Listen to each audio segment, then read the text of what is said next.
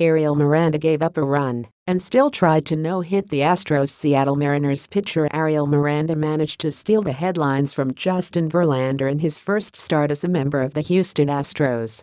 Both men went 6 innings and both men gave up 1 run.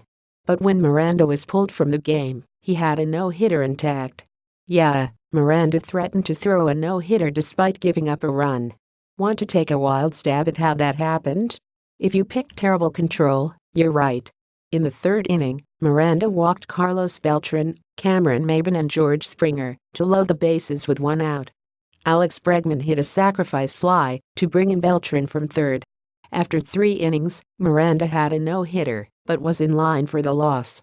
The Mariners managed to tie things up in the 4th, making sure that wouldn't happen. Despite that, Miranda's control didn't improve.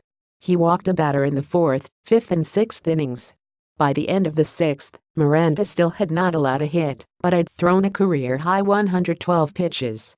That was enough to convince manager Scott Servais to make the call to the pen. Over 6 innings, Miranda gave up 1 run on 0 hits with 5 strikeouts. He walked 6 and left with a no decision.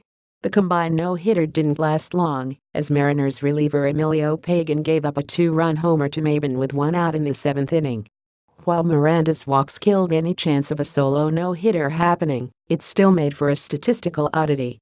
Giving up a run while throwing a no-hitter doesn't happen often, only 12 times in the past 100 years, but you don't have to go back too far to find the last time it occurred. Back in 2011, Ervin Santana, then a member of the Los Angeles Angels, tossed a no-hitter against the Cleveland Indians. Cleveland managed a run in the 1st inning on an error and a wild pitch.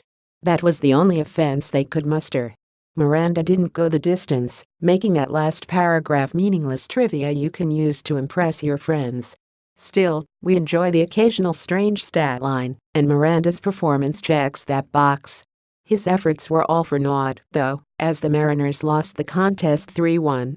In a cruel twist of fate, the team whose rotation has been devastated by injuries all year finally gets a strong start, but blows it by failing to score runs. It's the type of game that normally destroys a fan base, but Mariners supporters are numb to these types of losses by now.